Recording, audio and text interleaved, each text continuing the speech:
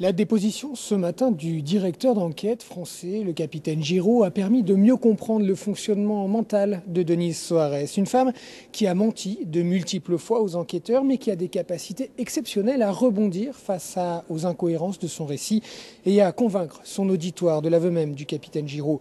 Elle a d'abord menti aux parents de Sébastien Brun en août 2004 à son retour du Brésil, leur affirmant que Sébastien avait des projets là-bas et qu'il ne souhaitait tout simplement pas rentrer en France et qu'il se téléphonait régulièrement.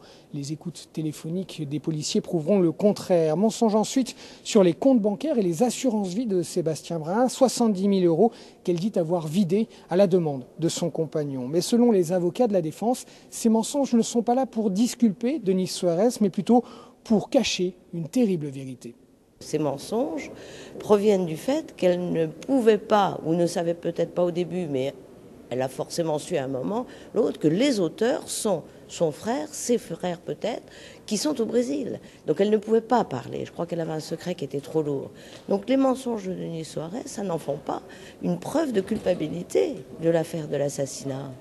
Denise Soares, que les experts ont hier décrit comme une femme étant élevée entre un père séducteur et une mère soumise, soucieuse des apparences, une femme anxieuse en permanence, qui a toujours craint d'être abandonnée et qui supportait mal le caractère volage de son compagnon Sébastien Brun.